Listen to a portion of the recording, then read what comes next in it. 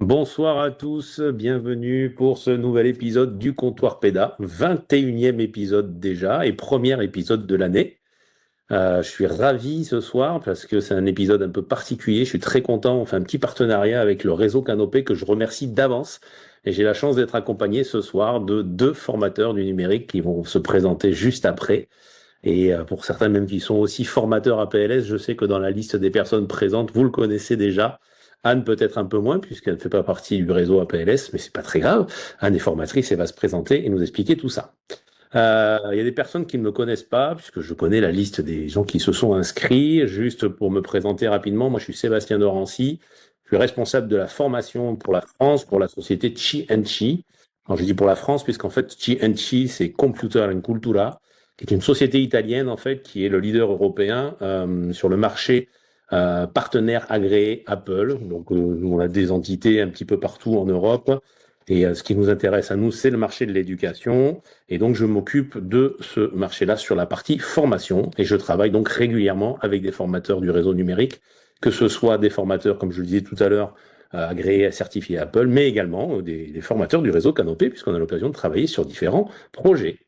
Voilà, donc ce soir, une thématique qui nous tenait particulièrement à cœur, en tout cas chez Tianchi, et je pense aussi à vous, puisque vous êtes là ce soir, le cyberharcèlement, on en entend parler malheureusement trop souvent, un peu tardivement, et je pense que c'est hyper intéressant en ayant échangé avec Sébastien il y a quelques mois sur des solutions qu'ils ont mis en place, eux, de formation et de sensibilisation, en fait, autour de ça, de pouvoir vous les présenter ce soir. Donc, je vais les laisser se présenter. J'imagine que ça va être honneur aux dames. Anne, je vais te laisser la parole et Sébastien se présentera juste derrière. Avant de passer à cette étape-là, n'hésitez pas, on veut que ce soit interactif autant que possible. Anne et Sébastien vous le présenteront quand ils vont présenter ce qu'ils vont animer. N'hésitez pas à poser des questions dans le chat si vous le souhaitez. Vous verrez, ça va se dérouler en différents temps sur lesquels il y aura des temps d'interaction. Si vous souhaitez même prendre la parole, dites-le moi. Je pourrai aussi vous libérer le micro. Voilà, donc je vous laisse la parole. Et puis, allez, à vous de vous présenter.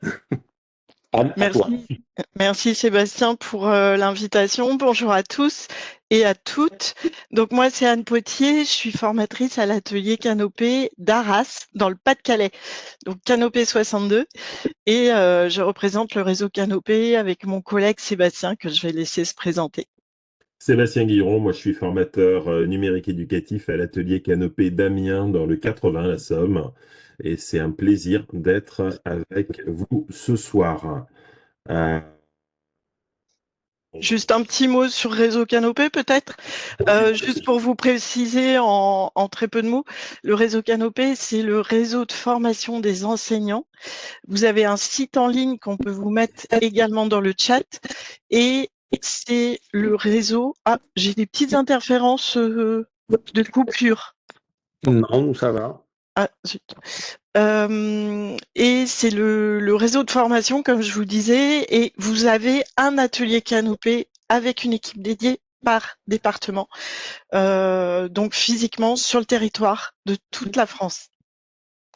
Donc le sujet qui nous importe ce soir est un sujet vraiment important, surtout dans le contexte actuel où la présence en ligne des jeunes est omniprésente.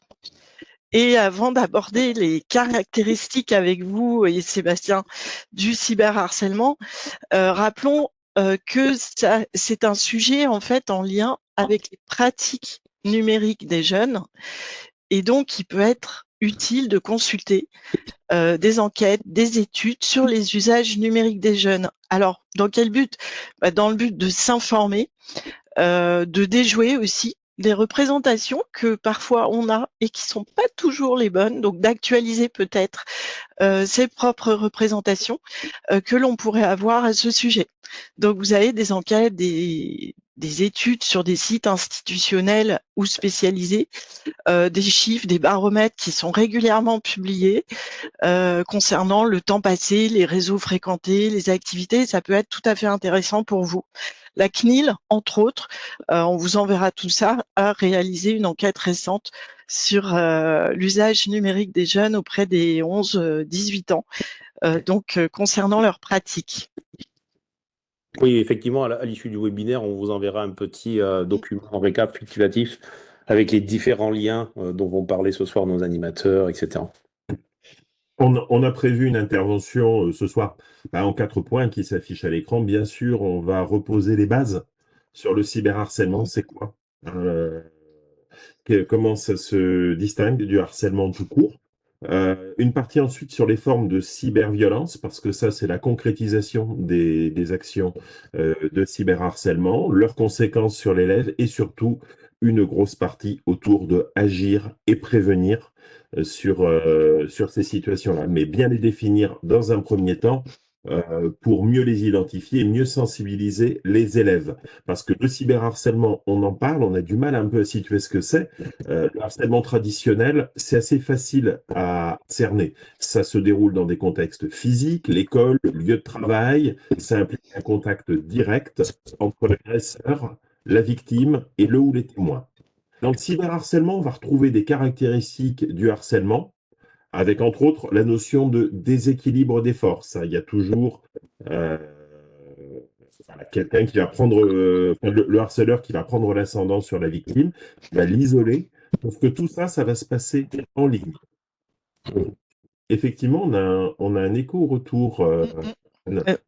Moi, j'ai des micro-coupures, je ne sais pas vous, pour les participants, ou j'espère que c'est pas trop gênant pour vous. Dites-nous dans le chat si vous avez ce genre de soucis. Bon, moi, je vais passer outre, mais c'est vrai que j'ai des petites coupures. J'en ai pas de mon côté pourtant, c'est bizarre. Bon, pas de souci, on continue. Pas de souci. Eh ben, continue. On continue. Dans le cyberharcèlement, donc, on va trouver tout ça en ligne à travers les réseaux sociaux, les sites web, les applications mobiles et tout un tas d'environnements où l'agresseur va pouvoir rester, le harceleur va pouvoir rester anonyme. Le cyberharcèlement, finalement, c'est la phase ultime des phénomènes de cyberviolence et ça va se caractériser par un aspect répétitif. En fait, l'anonymat en ligne facilite le cyberharcèlement. Pour faire quoi? En fait, il permet aux agresseurs de dissimuler son identité, ce qui les rend moins susceptibles d'être tenus responsables des actes. Cela crée une sorte de zone de non-droit où les comportements abusifs peuvent proliférer. Il n'y a pas de contrainte, c'est sans limite et c'est non-stop. Donc ça favorise un sentiment d'impunité assez fort et ça rend difficile l'identification de l'auteur. Je fais un aparté dans le clip qui peut vous intéresser du concours Non au harcèlement qui a été lauréat en 2023. Si le jeu blesse, il faut que ça cesse. Peut-être que vous avez vu ce clip vidéo. On voit très très bien l'une des caractéristiques du cyberharcèlement, à savoir l'effet fantôme. La victime vit quelque chose que personne ne voit ni ressent et elle est seule derrière son écran, même si elle est entourée. Et l'auteur qui agit à l'abri des regards, en fait, est soutenu par le groupe et il éprouve une forme de toute puissance. Donc ça illustre, c'est très bien illustré dans ce clip. Ok. Ça va mieux là au niveau du micro pour vous? Moi, ça continue un petit peu, mais si pour les participants... Non, on a juste une personne qui disait qu'elle ne pouvait pas activer le son, mais c'est le micro en fait qu'ils ne peuvent pas activer. C'est plus l'écoute, oui, j'avais compris. Ouais, c'est ça. À toi, Sébastien. Moi. Parce que je suis en train d'essayer en plus en parallèle de gérer l'envoi des liens. Oui. Oui. Et donc, tu veux que je le fasse? Non, forme de toute puissance. Éventuellement, si tu peux envoyer le lien vers le clip, ouais, tu es en train de le copier-coller. Je vais vous le mettre dans le petit chat. Et le principe du cyberharcèlement, ça va être persistant, ça va être répété, ça va pas forcément être dans l'enceinte scolaire, ça va être en dehors, ça va jamais s'arrêter. Et ça va être d'autant plus dommageable pour les victimes, parce que les formes que ça va prendre, hein, des attaques verbales, des attaques psychologiques, des attaques sexuelles, sociales, scolaires, et ça va avoir tout doucement des conséquences de plus en plus néfastes sur la santé mentale et physique des enfants. Ça va entraîner de nombreux problèmes qu'on va détailler tout à l'heure. Et les jeunes victimes vont commencer à éprouver de la difficulté à travailler, à être à l'école. Leur estime de soi va être vraiment sérieusement ébranlée. Et ça, effectivement, le clip dont vous a parlé Anne, hein, Si le jeu blesse, il faut que ça Mm. cesse, tu le connais mieux que moi, Anne, ce clip. Il est extrêmement révélateur là-dessus. Est-ce que, est-ce que certaines l'ont déjà vu? N'hésitez pas à intervenir. Est-ce que c'est nouveau pour vous? Et le concours et le clip? Donc ça, c'est un outil formidable si vous voulez travailler autour du cyberharcèlement. Il y en a d'autres, évidemment, mais c'est vrai que c'est un très bon exemple. J'ai encore une petite minute pour vous en parler. Vous retrouvez toutes les informations sur le site du ministère de l'Éducation, dans la plateforme Non au harcèlement. Et sur ce clip-là en particulier, vous avez vraiment le descriptif du clip ainsi qu'un kit pédagogique qui l'accompagne à partir du cycle 3 jusqu'au lycée. Grosso modo, c'est une situation donnée un soir. On voit différents élèves donc de 5e se connecter au groupe classe. Isia, qui fait partie de ces classes, envoie une proposition de jeu en groupe. Est-ce que vous voulez jouer? Bon, sans trop savoir de quoi il s'agit, ils acceptent. Et c'est un jeu, en fait, c'est le jeu de la bombe virtuelle. Et celui qui se fait insulter doit insulter quelqu'un d'autre le plus vite possible. Et le risque qu'il attend trop, bah, la bombe explose. Donc en fait, les insultes s'enchaînent, il y a un malaise qui devient de plus en plus grand, et jusqu'à ce qu'Anaïs, l'une des camarades de classe qui rejoint ce jeu, s'arrête de répondre et devient un peu pétrifiée, enfin, etc. C'est très bien montré. Et donc, on s'adresse aux téléspectateurs dans le clip. Et toi, que ferais-tu? Donc, il y a deux choix qui sont proposés. Bref, vous le découvrirez vous-même. Il a eu un prix coup de cœur donc en 2023 lié à ce concours. Et comme je vous disais, il y a un kit pédagogique extrêmement fourni lié à ce clip-là. Je ne sais pas si vous avez des questions. Écoute, pour l'instant, non, j'ai rien dans le chat. D'accord, Ne t'inquiète pas. n'hésitez pas. Parce que je le vois pas toujours. Ok, Parfait. Ben, parfait. alors, par contre, oui, voilà, le clip, si le jeu cesse, il faut que ça blesse. Et c'est à moi, c'est ça? Oui, Oui, je suis trop ouais, dans non, il n'y a pas de souci, vas-y, la technique. prends le temps. On va avancer tout doucement. Voilà, il n'y a pas de questions, il n'y a pas de. Ok, tout va bien a J'ai priori. réactivé mon micro. Alors, tu vois, j'ai même été débrancher mon clavier, ma souris, au cas où c'est ça qui faisait des interférences. Bon, on verra bien. C'est pas toi qui interférais, tout va bien. Et moi, j'ai réussi à récupérer une visibilité sur le chat. Ok, bon, mais nickel. Mais je vois pas comment je peux chatter avec les participants. Je peux Ouais, tenter. Alors moi je peux. Ouais, à côté du A, en fait, quand tu cliques dessus, tu as un menu déroulant et tu peux choisir tous mes contacts et du coup, tu envoies à tout le monde. En fait. C'est tous mes contacts, ok. C'est pas évident comme traduction. C'est un peu comme les traductions sur les formes de Oui. cyberviolence. Anne, t'as vu cet arbre de la transition? Ah, c'est magnifique. Ah là là, la perche Il est était belle. exceptionnel, il sait pas de lui-même. Et les formes de cyberviolence, eh ben, une petite question, voilà, juste savoir si vous savez à quoi ça correspond. On va lancer un petit sondage. Vous répondez à chaque fois par oui ou par non sur les types de cyberviolence. Un petit QR code, mais je vous envoie en parallèle le lien vers le Digistorm et je vous laisse répondre à ce petit sondage avant de débriefer avec vous dessus. Ah, Se cool. donner quelques minutes. Pas Bon, débriefer on a avec bien vous, on va réussi à vous scanner le accompagner QR code, dessus. donc ça marche bien. C'est impeccable. Très bien.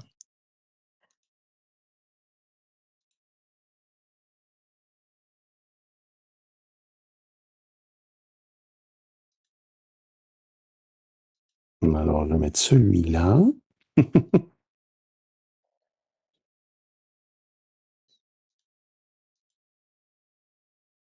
C'est bon.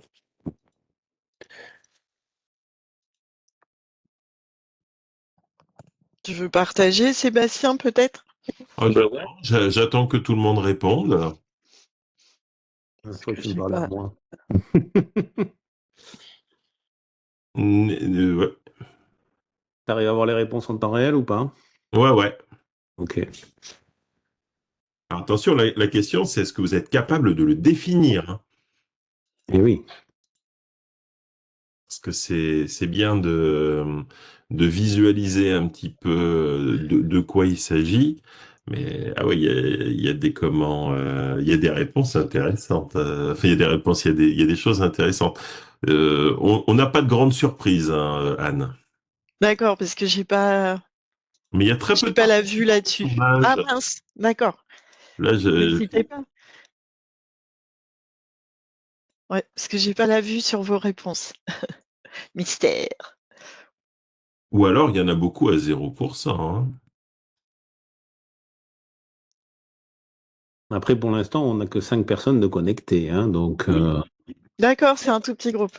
Est-ce que tout le monde a voté? Bon, après, c'est juste Répondez-nous dans le chat. oui, vous pouvez nous pour répondre. savoir si. Mettez un petit pouce dans le chat si vous avez bien voté.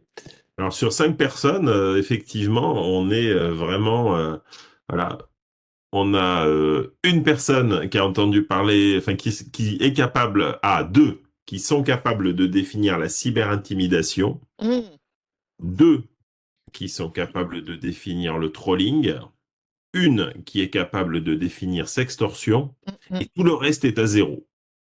Très bien. Oui, parce que moi, même moi, tu vois, honnêtement, il y en a que je connaissais pas du tout en termes de termes. Le doxing, sans doute. Hum, hum, hum. Et pourtant, le doxing, on en parlera tout à l'heure, c'est une infraction, c'est puni par la loi. Ça fait l'objet d'une Ouais. sanction. Il y a tout un lexique en fait, hein, c'est ce qu'on évoquait avec Sébastien, plein de mots en anglais sur lesquels on met pas forcément la définition précise. Ça peut être confus. Certains sont plus connus que d'autres, hein, Hum. comme le sexting ou revenge porn que vous On connaissez sans commence? doute. Mais on peut Oui. commencer à le détailler, pas de Eh souci. ben écoute, moi je te propose de commencer, Anne, par la cyberintimidation, Mm, hein, une forme d'intimidation en ligne mm. qui vise à blesser, humilier, dénigrer une personne. Qu'est-ce que tu peux nous dire là-dessus? C'est En sensible. fait, c'est une pratique qui peut se produire sur diverses plateformes, hein, telles que les réseaux sociaux, mais aussi les textos, les courriels. Ce qui différencie l'intimidation hors ligne de en ligne, c'est sa capacité en fait à suivre la victime partout.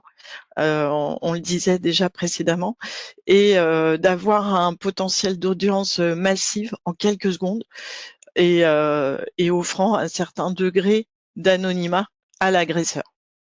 Ça va être tout ce qui va être propos haineux, Mm. diffamatoires, C'est discriminatoires, ça. qui sont destinés à blesser, humilier une personne en ligne. On vous met des exemples en Mm. parallèle.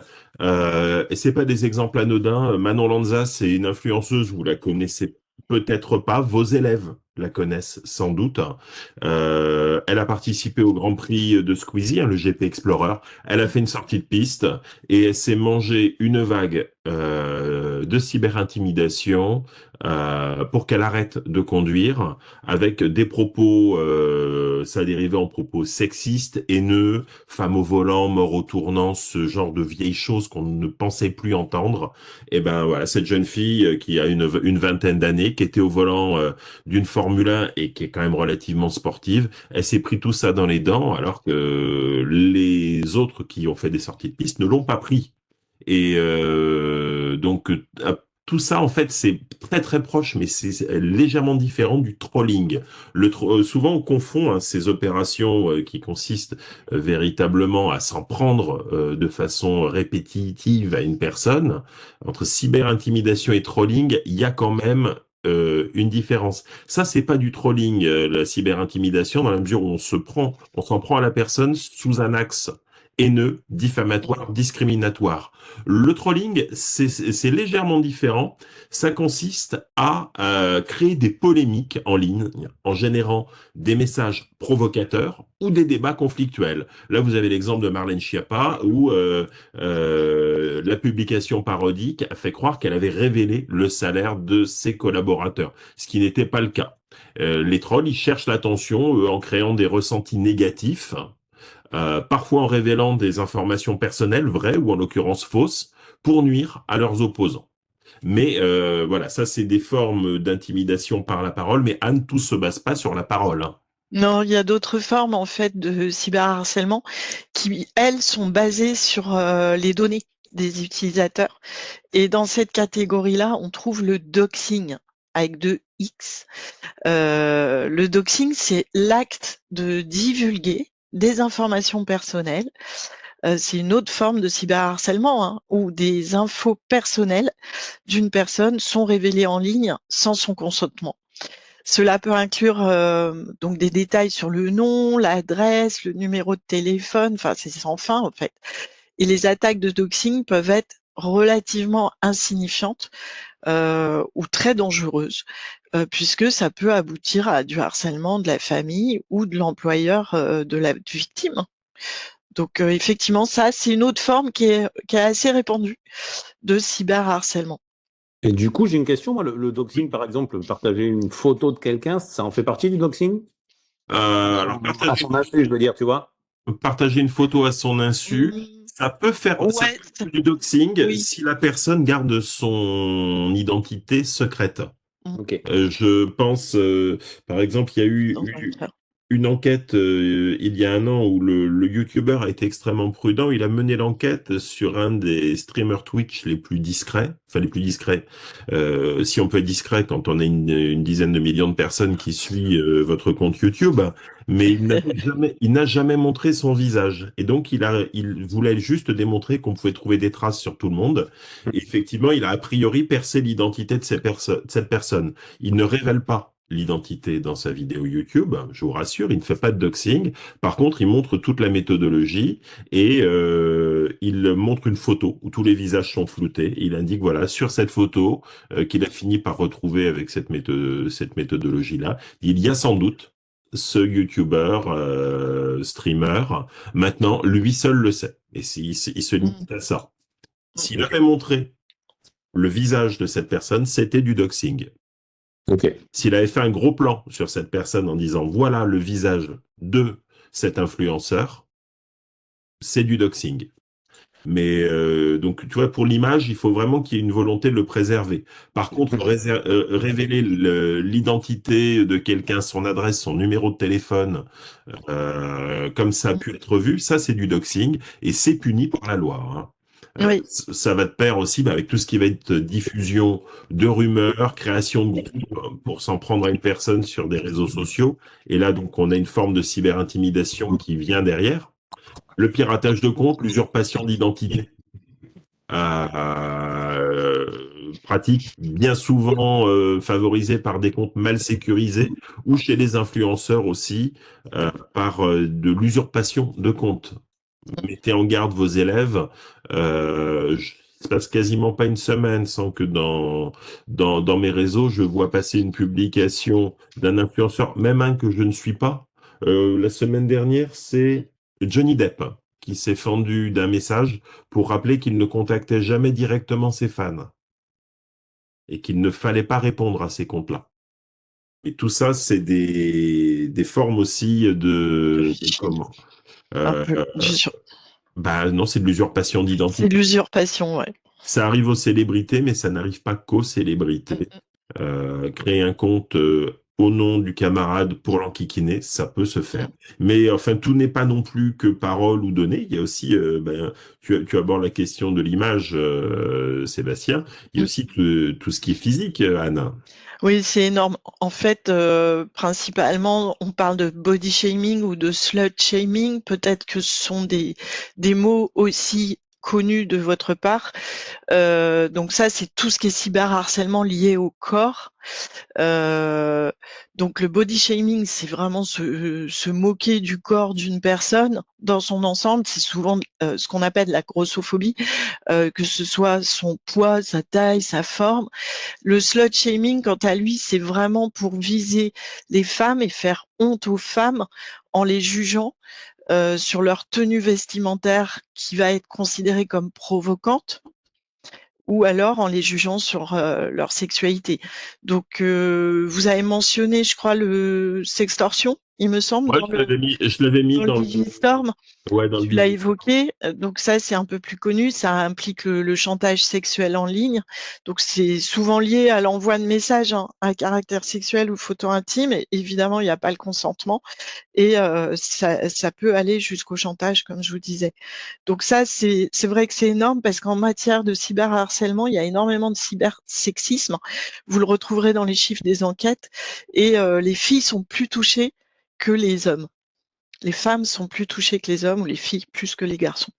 Pour avoir animé des groupes de parole avec des parents, la sextorsion, c'est pas juste un concept abstrait.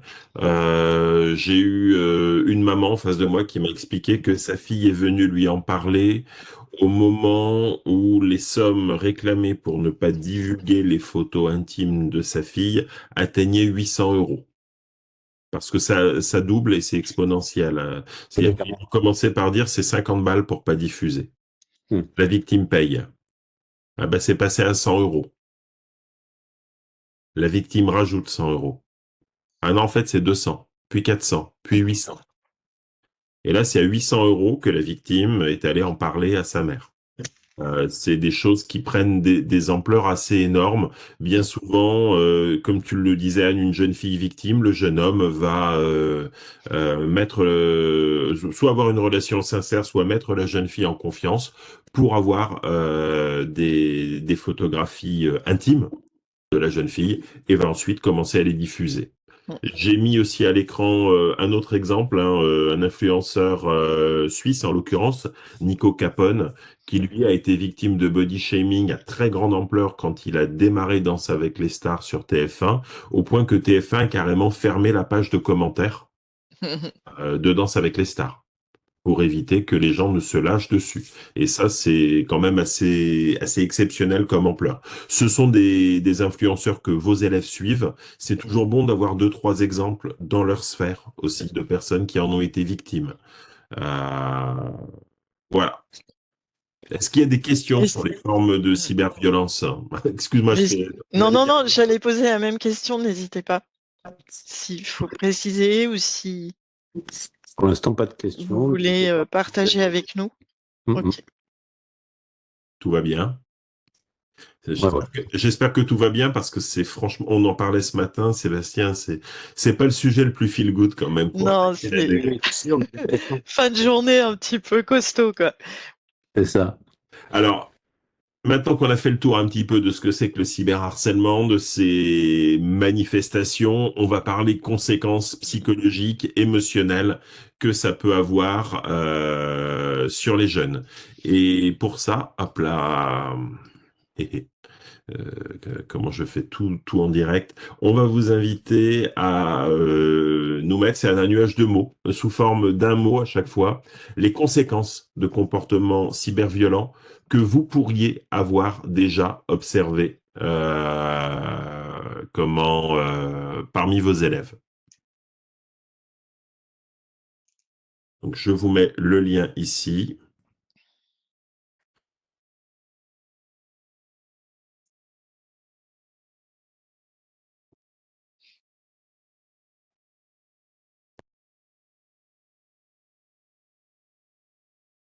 Et puis, ben, je vous invite à mettre en un ou deux mots si vous avez déjà observé des conséquences de comportements cyberviolents. Est-ce que vous avez déjà eu des élèves qui sont venus vous voir, qui étaient pas bien, et puis ben, vous avez pu observer des choses chez eux, ou éventuellement, vous avez pu détecter des cas peut-être de cyberharcèlement dans vos établissements? Parce que ben, il y a des symptômes de tout ça.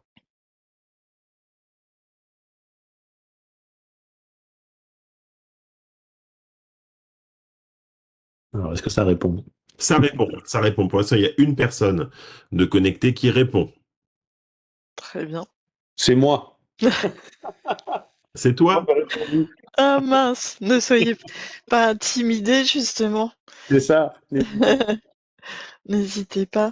Ou sinon, mettez-nous deux, trois mots dans le chat, hein, si vous Voilà, n'avez pas observé de conséquences. c'est ça. Vous venez là pour absolument tout découvrir de quelque chose. Il y a aucune honte, hein, parce que avoir un élève qui vient vous dire, voilà, je suis harcelé en ligne, c'est déjà quelque chose d'énorme en termes de relations de confiance bâties avec l'élève, d'interaction. C'est pas une situation quotidienne. Hmm. Et s'il ne le verbalise pas, c'est vrai il y a des troubles, des symptômes qui peuvent vous apparaître. Ouais. Ça, c'est mon chien. Pardon? Non, j'ai pas plus de réponses. D'accord. Pour l'instant, bah, on a les deux mots que tu as mis, Sébastien, mais qui sont très... J'en ai mis qu'un. Ah, alors Ah, on a deux mots à J'en ai alors, l'épreuve. mis tu qu'un. peux nous les donner? Bien sûr, je peux peut-être pas les afficher, je vais les donner pour deux mots. On a isolement et on a honte. Hmm, bien sûr. Oui, oui. Oui, qui sont assez similaires, effectivement, mais c'est vrai que ça Euh, donne des causes. Tout à fait similaire. Vas-y, Anne, parle-nous justement des conséquences, des euh, répercussions. En fait, c'est vrai que ça a des répercussions vraiment profondes sur la santé mentale et émotionnelle, le cyberharcèlement sur les jeunes victimes. Parmi les plus courantes qu'on doit quand même surveiller, c'est toutes les manifestations liées effectivement à cet isolement, donc qui peuvent être apparents par enfin, par l'anxiété, le stress que vous pouvez percevoir malgré tout, et principalement des changements de comportement. Parce que tout ce qui touche au sommeil, vous le verrez peut-être, mais c'est vrai que c'est pas toujours évident à détecter, quoique. Et il peut y avoir un sentiment assez fort de persécution, d'insécurité, et qui entraîne effectivement un sentiment d'isolement, une baisse de l'estime de soi, ça c'est certain, et ça peut se percevoir aussi. Le deuxième mot, c'était la honte. Oui, Alors la honte, oui, donc il y a un repli sur soi, parce que ça, pourquoi ça m'arrive, j'arrive pas à en parler, j'ai honte, je suis gênée d'en parler, et notamment aux personnes proches, hein, on le sait très bien, dans la sphère familiale, c'est compliqué. Donc il y a un impact très très fort qui peut en découler, donc d'impuissance, d'isolement face aux attaques en ligne, ça ne se voit pas. Et ça peut entraîner donc un énorme stress et des troubles de sommeil. Donc l'impact psychologique, il peut aussi conduire à une forme de dépression, voire plus, on l'évoquera bien sûr. tout à fait. Il y a Ça, aussi c'est- comment, quelqu'un dans le nuage de mots qui indique qu'un élève avait été entraîné par un camarade sur des dark rooms. Je pense que c'est des back, Hmm, ce qu'on appelle les backrooms sur le net. C'est l'utilisation, là, pour le coup, pour intimider. C'est une forme de cyber-intimidation, hein. C'est ouais. l'utilisation d'une légende urbaine. Les backrooms qui seraient des salles désaffectées, qui seraient liées enfin, où se dérouleraient des actes de torture, hein, et de violence physique. Et effectivement, ça peut faire très peur aux jeunes Ben oui, gens. ça m'étonne. Les backrooms, ça fait, alors c'est ce qu'on appelle dans le langage internet, on appelle ça un creepypasta. Le creepypasta, c'est une légende urbaine destinée à effrayer. La première légende urbaine effrayante qu'on a vue émerger sur le net, c'est Slenderman. C'est ce monsieur très mince, très grand, qui n'a pas de visage et qui porte un costume noir avec des très grands bras et des très grandes jambes, et il est épais, vraiment comme ça. Et Slenderman, s'il vient vous chercher, et ça a été la première légende urbaine liée au web. Depuis, il y a eu aussi les backrooms quasiment tous les youtubeurs à un moment se fendent d'une vidéo sur les backrooms. Absolument rien n'est vrai. Il faut bien le garder à l'esprit. Et ça peut être l'occasion d'organiser des activités avec les élèves sur tout ce qui va être vérification des sources, Mm, mm, mm. surtout à un moment où, je ne veux pas commenter trop l'actualité brûlante, mais où on voit quand même des responsables de réseaux sociaux. Mark Zuckerberg, hier, a fait marche arrière sur la vérification des faits sur Facebook pour Pour plaire politiquement. manœuvre politique, on ne sait pas. pour se On va s'engager rapprocher. là-dessus, mais c'est Mm. bizarre quand même qu'il ait la même approche que Elon Musk là-dessus. Je dis ça, je dis rien. Simplement, voilà, il va falloir travailler là-dessus avec les élèves pour qu'ils identifient véritablement ce qui est de l'ordre de la légende urbaine. Slenderman, c'est jamais que la transposition numérique du grand méchant loup. Les Dark Rooms, c'est la transposition numérique de Hansel and Gretel. Hein, c'est la maison dans la forêt où on va t'attirer avec des friandises et finalement la sorcière elle veut te bouffer. Et donc c'est vraiment ça qu'il y a derrière. C'est pas c'est de la légende urbaine. Ça appartient à tout ce qui est donc si vous rencontrez ce mot de creepypasta, ce sont les légendes urbaines destinées à faire peur aux enfants. Effectivement, ça va les impressionner. Maintenant, en termes de cyberharcèlement, effectivement, comme tu le disais, Anne, il y a la baisse de l'estime de soi, l'isolement social. Ça, l'isolement, il est énorme.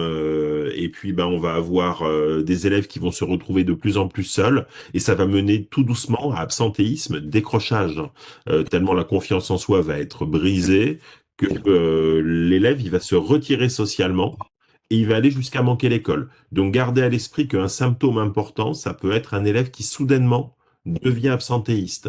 Ça peut être un signal très fort de cyberharcèlement. Et malheureusement, c'est vrai que dans les cas les plus graves, ça peut entraîner, comme je le disais tout à l'heure, donc dépression ou automutilation et aller jusqu'au suicide. Donc c'est vrai que le désespoir, l'isolement dans ces cas-là deviennent insupportables et ça peut être bon de veiller, de guetter en fait tout changement de comportement. Ouais. Oui. Et de toute façon, dès que vous avez un élève dont le comportement change radicalement, forcément, il y a des signaux d'alerte qui doivent s'activer. Faut observer son relationnel aux autres.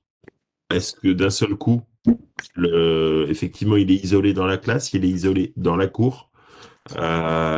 Et ça, ce sont les conséquences pour l'élève. Il y a des conséquences. Alors je sais j'ai cru voir du coin de l'œil qu'on avait Ben dans l'auditoire. Il y a des conséquences en France et la France. C'est pour ça je dis Ben parce que je crois que Ben est en Suisse actuellement. Euh, et la législation est pas tout à fait la même en Suisse. Il va falloir vérifier cela.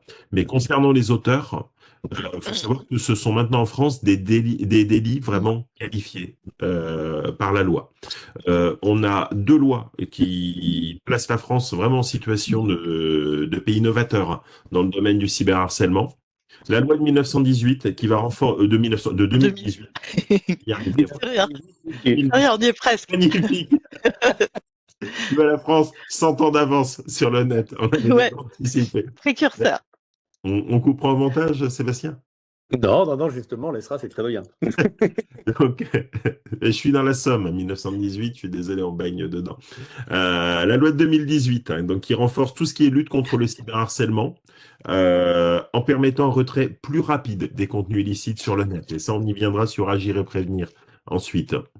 Le cyberharcèlement devient un délit punissable avec des sanctions qui varient selon les situations et selon que l'auteur est majeur ou mineur. Et selon... Ça, c'est la loi 2022. Ouais. Et la loi 2022, elle recentre aussi le périmètre du harcèlement et du cyberharcèlement, et en particulier du harcèlement scolaire. Et le périmètre n'est désormais plus l'espace physique de l'établissement scolaire, mais bien l'espace communautaire de l'ensemble des acteurs de l'espace scolaire. Et ça, c'est beaucoup plus nébuleux à définir. Ça veut dire que concrètement, comment ça se traduit? Si vous avez les élèves de votre classe de quatrième qui ont créé un groupe Snapchat pour faire du doxing ou du body shaming sur un ou une élève de la classe, et ils le font tous les soirs entre 21h et 23h, eh ben ça, c'est du cyberharcèlement en milieu scolaire parce que la communauté impliquée est bien la communauté de l'établissement. Ça ça ne va pas de façon, il n'y a pas de personnes dans et hors de l'établissement impliquées. Et ça, on parle pas de une ou deux personnes qui viendraient dans un groupe de 30, hein. On parlerait vraiment d'un équilibre dans ce cas-là pour pouvoir sortir de la notion de harcèlement scolaire. Ça se passe dans la communauté scolaire. C'est donc du harcèlement scolaire. C'est donc du cyberharcèlement scolaire. Et il faut savoir que en termes de, quand on parle de contexte scolaire, les peines planchers de la loi de 2022 sont les peines plafond de la loi de 2018. On ajoute le phénomène aggravant, la condition harcèlement scolaire. Les peines planchées les peines planchées en harcèlement scolaire sont les peines plafond du cyberharcèlement, de la loi de 2018. C'est vraiment impressionnant, ça peut aller très très très loin. Mais maintenant, moi, je vous propose quand même d'avancer tout doucement. T'as vu, Anne, on n'a pas trop de retard. Je suis fier de nous. Sur les conséquences du cyber. Enfin, on a vu les conséquences. Sur maintenant les actions et la prévention, sauf si vous avez bien sûr des questions à nous poser ou des. Pour l'instant, toujours pas dans le chat. Ouais, n'hésitez pas. Voilà. Alors, la première action, là, moi, je mets ma casquette de numérique. Alors, on a William qui est interagi. Il y a William qui vient d'interagir. Encore faut-il que ce soit jugé et puni. Oui, puisqu'il faut déposer plainte pour cela. Et ça, on va y venir. On va y venir. Ouais. Parce qu'effectivement, et il faut être extrêmement prudent dans sa façon de déposer plainte. Parce que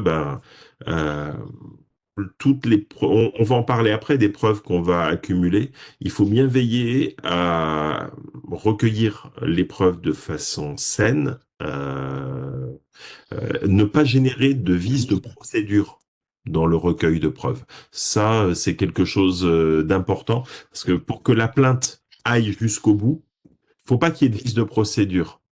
J'ai vu la semaine dernière, parce que bon, quand on travaille là-dessus, on voit pas non plus des vidéos très très feel good. Il y a un YouTuber, on vous le mettra peut-être dans la playlist, qui a remonté toute la trace d'un cybercriminel en pédocriminalité. Et il a expliqué comment, en fait, toutes les preuves qu'il a apportées à la police a dû remener derrière toute une enquête parce que dans l'interaction qu'on peut avoir avec le cyberharceleur, peut y avoir à un moment une forme de provocation. Et s'il y a provocation dans ce cas-là, c'est caduc. Alors je réagis, si tu veux bien, Sébastien, pour Catherine qui nous partage, oui, c'est un peu comme les signalements pour soupçon de maltraitance. Alors attention, dans le cadre du harcèlement scolaire, vous avez moyen de cadrer tout ça. Le programme phare est une proposition pour éviter justement les dérives de soupçons, est-ce que c'en est vraiment, est-ce que c'en est pas, etc. Puisqu'il y a un protocole adossé qui est extrêmement suivi, soutenu par une équipe formée. Mais oui, c'est vrai. Il faudra faire le tri, bien sûr. La première chose que vous pouvez faire, par contre, il y a l'aspect technique du cyberharcèlement et travailler sur la cybersécurité. Ça, c'est un point. On peut mettre en place des clubs, des réunions, le faire également, pourquoi pas en classe. Sur la cybersécurité, il y a plusieurs points. Évaluer l'information que l'on reçoit, mais aussi l'information que l'on diffuse. Et protéger leur vie privée. Il y a des petites activités. Moi, demain, je fais avec des éducateurs une activité autour de mon réseau social idéal. Ce serait quoi mon réseau social idéal et comment est-ce que je pourrais communiquer dessus? Et ça amène derrière une réflexion sur, voilà, tu as mis en place ce réseau social idéal, et ben tu vois les barrières là que tu souhaites mettre en place, elles existent sur Snapchat, elles existent sur Instagram. Active-les. Ce sera déjà mieux. Comme ça permet de sensibiliser sur les risques et les conséquences du cyberharcèlement, mais aussi sur la bonne pratique en ligne. Ne communiquer quelque chose qu'à ses amis, par exemple, c'est important. Ça peut être donc un travail comme ça sur la protection de la vie privée, la gestion des paramètres de confidentialité et former aussi les jeunes, et ça c'est super intéressant, à enquêter sur des sujets en ligne de façon à aller chercher de l'information. Le jeune qui a été emmené sur les backrooms, par exemple, eh ben, on va pas avoir peur, on va y aller, on va faire une enquête sur les backrooms. Où est-ce qu'il y en a? Est-ce que quelqu'un en a déjà vraiment vu? On en a déjà localisé, clairement. Est-ce qu'on a des sources on va pouvoir avoir assez d'infos à recouper pour caractériser le fait que c'est une backroom et qu'elle est située à tel endroit? C'est tout bête, hein, mais ça va aiguiser leur esprit critique. Et dans un monde où, là, à l'heure actuelle, ce qui va être diffusé sur les réseaux sociaux sera de moins en moins vérifié par le gestionnaire de contenu, ce sera aux jeunes de travailler là-dessus. Alors côté éthique, c'est vrai que pour prolonger ce que vient de dire Sébastien, ça peut être aussi très important de mettre en place des ateliers où ils travaillent ensemble, ils vont coopérer, ils vont s'écouter, ils vont apprendre à débattre, à argumenter, pas forcément à avoir le même avis, mais à se respecter et à autoriser les différences autour d'eux. Il y a toutes sortes d'outils, de concours. Je l'ai évoqué pour le concours neuroharcèlement, de projets pour les engager à ce sujet et développer un peu plus d'empathie, d'écoute et de respect. Donc dans le but toujours de créer un climat positif, d'encourager plus de respect entre eux et c'est vrai que le fait de les faire travailler ensemble autour de thématiques et de les rendre acteurs pour qu'ils produisent, qu'ils créent, peut aussi améliorer le climat et l'ambiance entre eux, les amener à avoir plus de tolérance, alors dans la vraie vie, mais aussi avec des bonnes répercussions, enfin un peu plus positives, sur leur vie virtuelle, donc sur leur vie en ligne. Donc c'est vrai que là aussi, c'est intéressant d'encourager les jeunes à dialoguer, à verbaliser leurs émotions et à s'exprimer. Donc en cas de gros problèmes, voire plus, c'est vrai que ce sera plus facile de libérer la parole, de se confier, pourquoi pas, à quelqu'un sur ce qui leur arrive en ligne, qui ne se voit pas dans la sphère scolaire, mais pourquoi pas en faisant des signalements et en faisant intervenir, comme Sébastien va vous l'évoquer, pourquoi pas des partenaires aussi. Oui, oui, oui.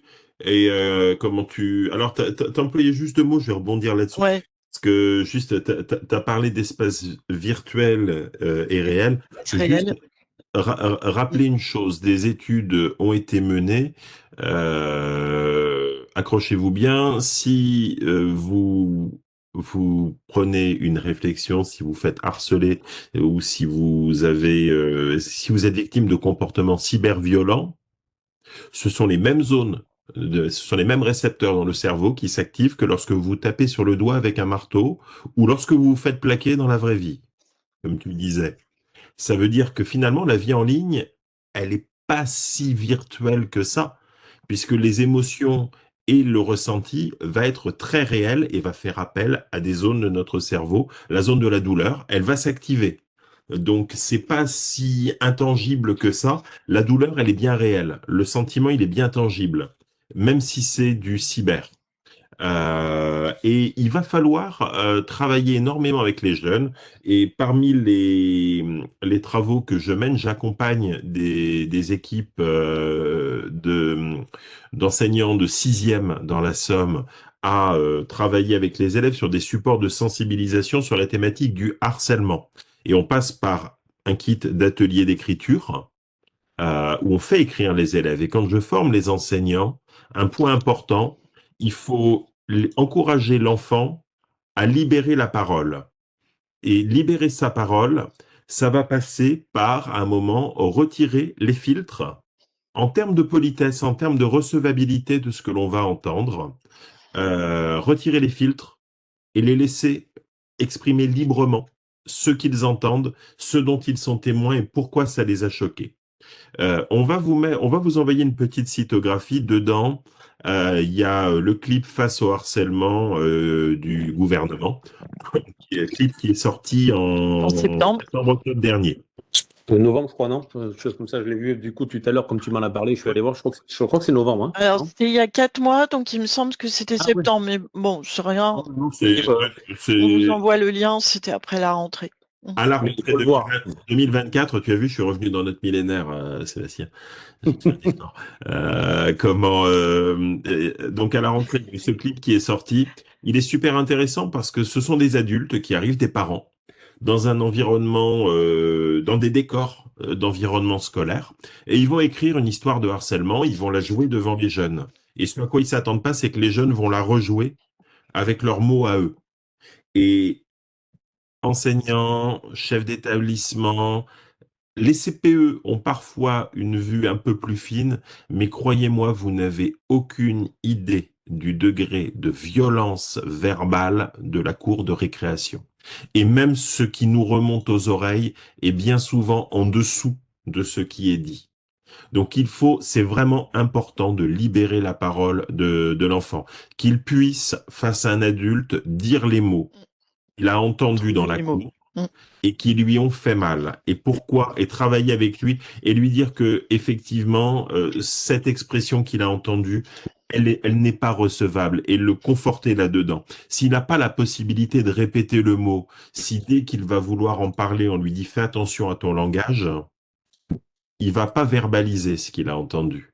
S'il verbalise pas ce qu'il entend, il n'a pas de réponse adaptée à l'incompréhension qui le traverse. Donc ça, c'est vraiment important de créer cette culture de soutien où les jeunes vont se sentir à l'aise de venir demander de l'aide, en disant voilà, j'ai entendu ma camarade se faire traiter de, et ça me dérange. J'ai entendu machin et bidule dire que ce soir ils allaient faire ça à tel élève, et ça me dérange. Et ça, c'est important qu'ils puissent verbaliser librement les mots qu'ils entendent autour d'eux. Ce qui peut être aussi important, c'est de prendre appui sur les réseaux locaux. Et il y en a un dont on va vous parler parce qu'il est vraiment très très utile là-dedans, et d'inviter des personnes qui ont une expérience positive de la vie en ligne. Moi, quand je le peux, dans des formations sur les Hauts-de-France, je le fais. Anne, tu avais vu intervenir, j'avais fait venir à Arras, Wouter Akan, qui a été le premier Français à dépasser le 1 million de followers sur Instagram, qui est photographe professionnel aujourd'hui et qui est quelqu'un qui a une vue très très positive, mais également très pragmatique, hein, une approche très pragmatique de ce que c'est qu'un influenceur. Et on avait travaillé avec lui là-dessus. Et beaucoup plus près de chez vous, je vous invite à vous intéresser à un dispositif qui est le dispositif des promeneurs du net. Si vous connaissez pas ce dispositif, on vous enverra le lien vers le site national. C'est un dispositif qui est porté par alors à l'origine, c'est suédois. Ça a été déployé par la CNAF en France, déployé par les CAF départementales, et un promeneur du net, eh ben, c'est un animateur périscolaire, bien souvent en centre social, en maison de quartier, qui va être formé à faire de la médiation et de l'accompagnement de jeunes en ligne. Et là, c'est super important parce que lui, il va avoir les remontées directement en ligne via les réseaux sociaux des jeunes. Il est sur une posture qu'on peut difficilement avoir quand on est enseignant, mais faire réseau avec ces associations qui ont des promeneurs du net, ça peut permettre aussi d'avoir un maillage plus fin du territoire. Anne, Je viens de mettre le lien. oui. Hop là, j'en Ça profite, va. je clique et hop là, je vais quitter le diaporama. Je nous emmène sur le site du ministère. Mhm. Allez. Donc Hop. vous avez toute une plateforme sur le site du ministère que vous connaissez peut-être. Vous pouvez nous répondre dans le chat, hein, que vous utilisez sans doute, avec des infographies qui est actualisée régulièrement. Ça, j'insiste parce que vous avez vraiment toute l'actualité, que ce soit sur la loi, sur les dispositifs. Je pense à un truc sur les questionnaires, là, il y a un an, liés à la loi 2022. C'est vrai qu'il y avait les questionnaires proposés aux élèves. Enfin, vous avez vraiment une page très très complète qui est un repère pour vous, pour le cadre scolaire. Alors, dans le cadre du harcèlement, bien sûr, et l'infographie, voilà, sur le cyberharcèlement que vous connaissez peut-être déjà. Puisque depuis 1 an et demi, c'est vrai qu'il y a eu pas mal de documents. L'infographie, elle est pas mal parce que Oui, vraiment, elle est assez vous explique, complète. voilà, Ouais. pour les William qui élèves. disait qu'il faisait partie du phare, donc oui, il doit connaître. Oui, c'est William, ouais, qui disait qu'il faisait partie, qu'il en faisait partie. Donc de l'école au lycée, hein, le programme phare. Le 30-18, donc qui fait le lien avec le site e-enfance. Donc e-enfance, ça s'écrit, je vous le mets dans le chat. Ça s'écrit comme c'est à l'écrit. Voilà, qui est à l'origine du 30-18. Donc des professionnels qui sont derrière le 30-18, sous forme de chat ou téléphone, qui répondent non-stop jusqu'à 23 heures, 7 jours sur 7, et qui vous proposent sur leur site également énormément de ressources. Et vous avez des facs, enfin des foires aux questions, qui par thématique, parce qu'il n'y a pas que le cyberharcèlement, s'adresse aux familles et reprécise les choses et permettent d'avoir un échange également avec vous. Donc ça, c'est précieux. L'appli, j'en profite, je complète, Sébastien, sur l'appli que vous avez peut-être déjà fait installer. Chaque enfant, chaque adulte peut l'installer dans le Play Store ou l'App Store. Donc c'est l'appli 3018 et vous irez voir si vous ne connaissez pas. Donc il y a un truc vraiment utile, c'est le petit coffre-fort qu'il est possible d'ouvrir et qui permet de sauvegarder des preuves, à savoir des captures de harcèlement, texte, photos, et qui peuvent donc alimenter, pourquoi pas, un dépôt de plainte quand on va jusqu'au dépôt de plainte. Donc c'est une appli vraiment très pratique, intuitive et Elle est gratuite et si vous êtes dans une stratégie numérique et une stratégie tablette dans votre établissement, l'appli 3018, elle peut être déployée via le MDM très facilement sur toutes les tablettes du bahut, de également. façon à ce que chaque élève y ait accès. Et ça, c'est voilà, c'est quelque chose qu'on ne sait pas toujours qu'il y a. Alors, il y a l'appli, il n'y a pas que ça, hein, il y a aussi possibilité d'aller parler à un médiateur via. On peut téléphoner, on peut parler à un médiateur via Messenger. Alors derrière, c'est vrai que je l'ai pas précisé, je crois, sont des juristes et des psychologues et des conseillers numériques, enfin des spécialistes du numérique qui répondent. Ouais.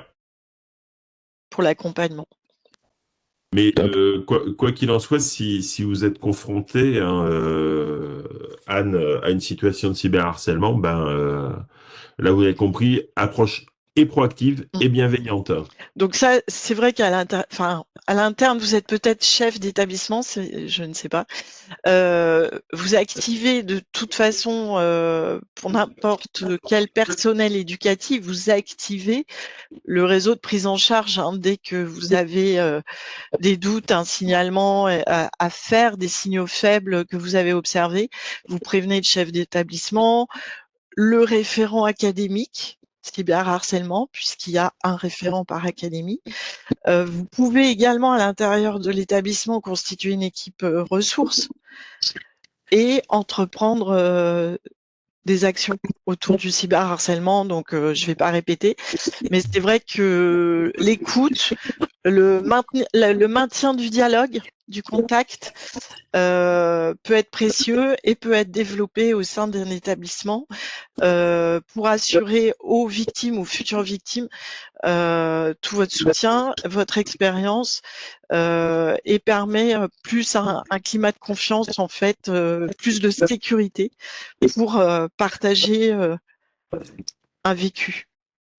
Et On a William là, qui a- Excusez-moi, c'est parce que parfois là, à nouveau, j'ai des interférences, donc je les ai entendus, moi. c'est un peu saccadé de ma part, peut-être. Excusez-moi. Alors, oui, j'ai vu les remarques Désolé, hein, je ne sais pas d'où ça vient. Oui, William qui a interagi effectivement dans le Oui, oui. chat. Alors, Oui, il Il y a demandait un qui dit ça doit être gratuit. Il y a beaucoup de gamins qui sont limités au niveau de la data. C'est gratuit le 30-18. oui, Euh, c'est gratuit. c'est tout comme l'appel au 30-18 est gratuit. Euh, et par contre, Ah oui. je rejoins William hein, sur et puis après, on rebondira sur ce que propose Catherine. Je rejoins William sur le fait qu'il faut vouloir le faire et la volonté, elle n'est pas nécessairement au niveau de faire quelque chose d'un peu sérieux. Je vous parlais de ce documentaire hein, qu'on vous enverra peut-être si vous le souhaitez dans les documents sur ce YouTuber donc qui a lui levé le voile hein, sur un pédocriminel. Je vais vous spoiler un petit peu la fin. Mais le pédocriminel, en fait, au tribunal, il va prendre une tape sur les doigts. Et pourquoi il va prendre une tape sur les doigts? Parce que, outre le youtubeur, il y a 2 victimes mineures qui ont été identifiées. Les 2 victimes mineures ont été associées à l'instruction. Sur les deux, une seule a souhaité se porter partie civile et assister au procès et n'est pas venue. Le pédocriminel ne s'est pas déplacé à son procès. Et au final, eh ben, il prend une tape sur les doigts. Parce que il y a 3 victimes. Le youtubeur qui lui ne s'est pas constitué partie civile, il avait 24 ans au moment des faits, mais il s'est fait passer pour quelqu'un de mineur pour vérifier le gars. 2 jeunes filles mineures qui, elles, auraient pu se constituer partie civile, mais elles ne l'ont pas fait. Et c'est l'importance vraiment de les accompagner, les jeunes, et de les sécuriser Toujours. dans cette démarche. Parce que initialement, ils peuvent ne pas le faire. Tout à fait. Et je rejoins William. Si j'ai encore une minute, je voulais rebondir Vas-y. sur ce que Catherine Oui. expliquait. Effectivement, il existe. Alors, il y a d'autres choses que le programme phare, et notamment dans la gestion de conflits, des dispositifs comme la médiation par les pairs, peut-être, que c'est ce que vous expliquez ce que vous déployez dans votre établissement, qui marche bien. Et effectivement, des élèves peuvent être ambassadeurs, des sortes de grands frères. Tout à fait. Oui. Oui. Il y a plusieurs moyens, en fait. Et les ambassadeurs phares, c'est bien de les positionner en grands frères. Et de les former aussi à évaluer correctement la situation, dialoguer avec les victimes, collecter les informations. Et les jeunes savent le faire. C'est-à-dire, quand il y a quelque chose qui se passe là-dessus, alors c'est sûr que si on se fait intimider sur Snapchat et qu'on prend une capture d'écran, on sait que le jeune, que le harceleur va être au courant. Et il y a un truc important quand il se passe quelque chose là-dessus. Hop, magie du direct. Regardez, c'est que moi, si je suis jeune et que je me fais harceler sur Snap, ben, je vais chercher un adulte qui va prendre une photo de mon écran. Et mon harceleur, il sera pas au courant de la capture d'écran. Par contre, l'information, elle aura été correctement capturée. Et ça, les jeunes, ils savent le faire. Le fait de faire des captures d'écran ou des photographies des écrans avec un adulte, de tout ce qui est publication liée à la situation de harcèlement, enregistrer, exporter les conversations sur les messageries instantanées, hein, s'il le faut. Et il faut pas oublier que depuis la loi 2018, c'est beaucoup plus facile d'inciter d'obliger le harceleur à retirer les propos, les contenus offensants ou harcelants sur les réseaux sociaux à la demande de la victime.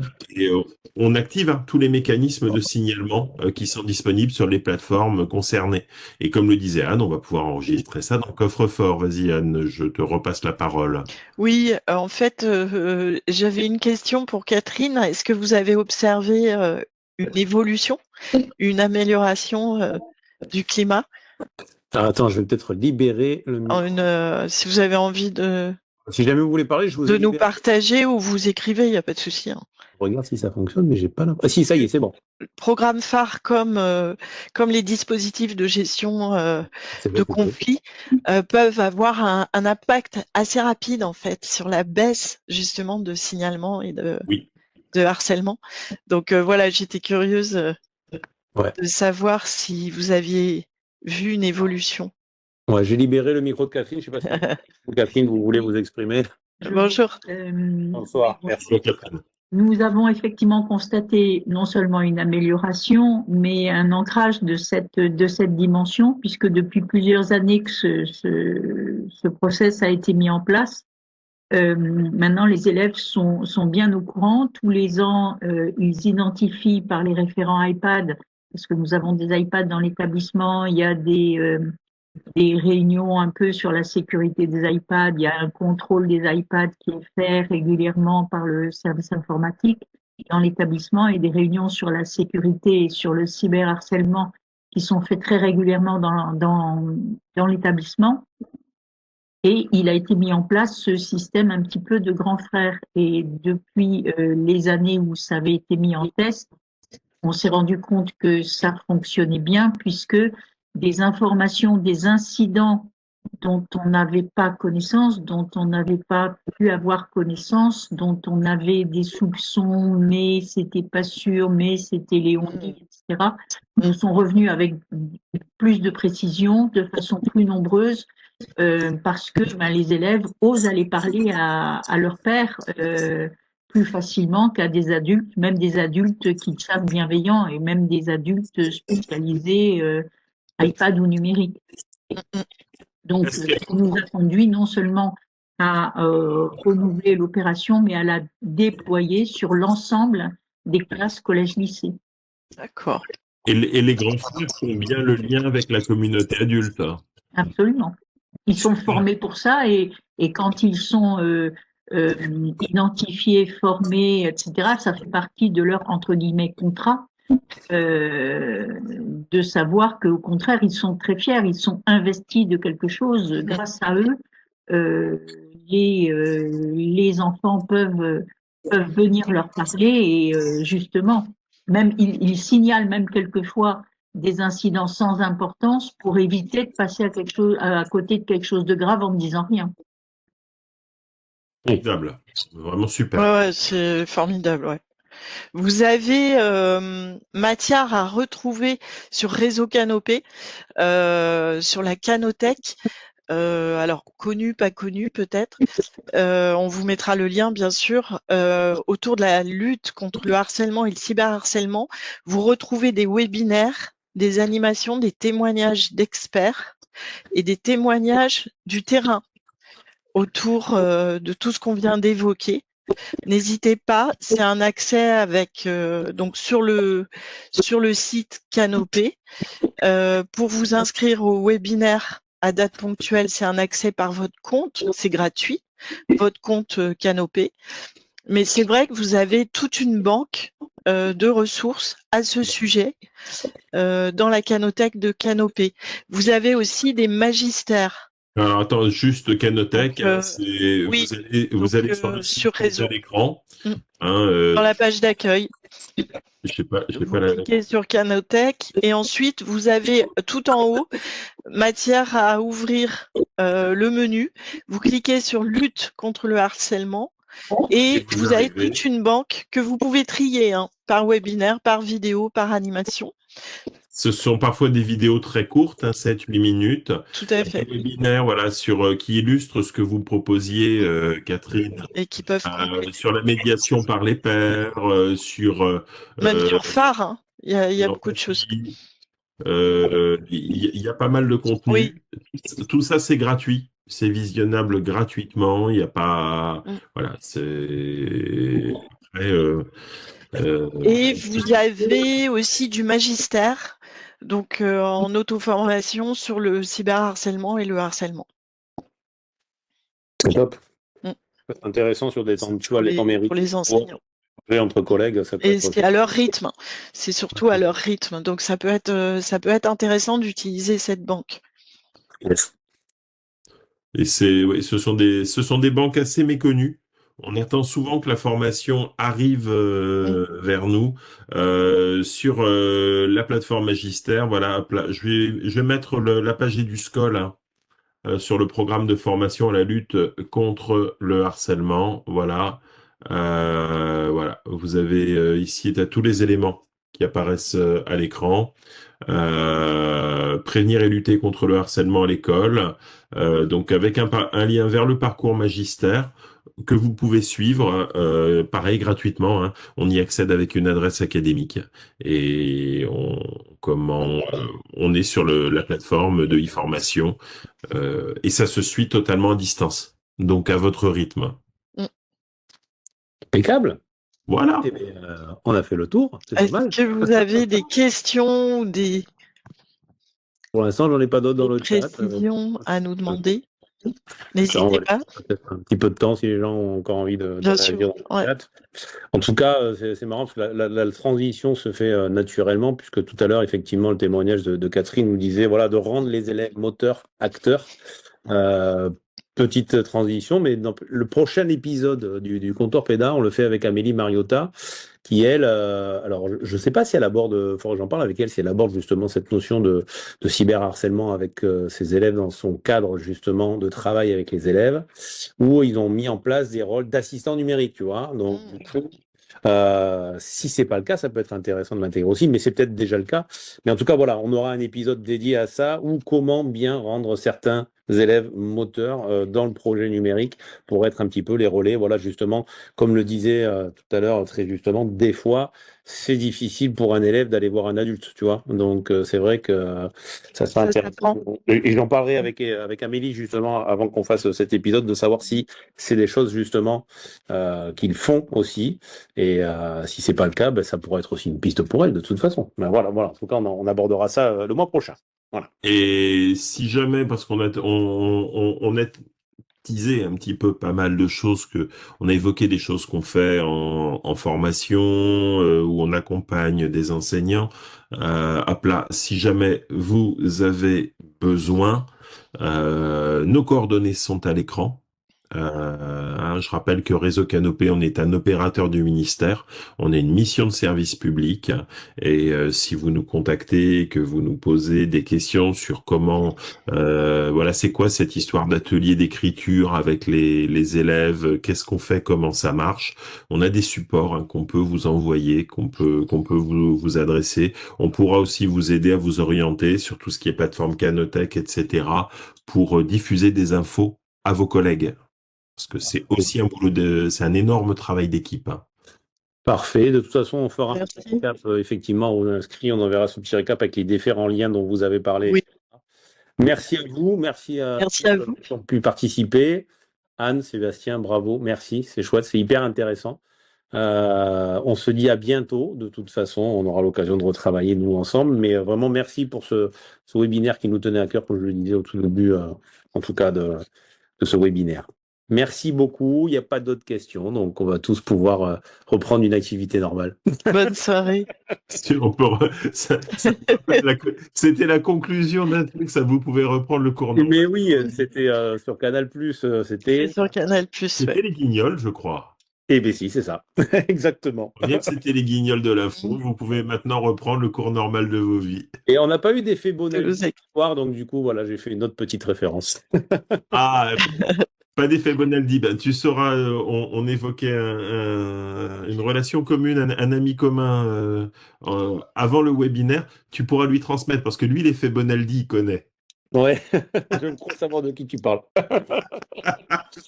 Bon, merci beaucoup. En tout cas. Merci à toi. Bonne soirée. Merci beaucoup. À bientôt. À bientôt. Au revoir.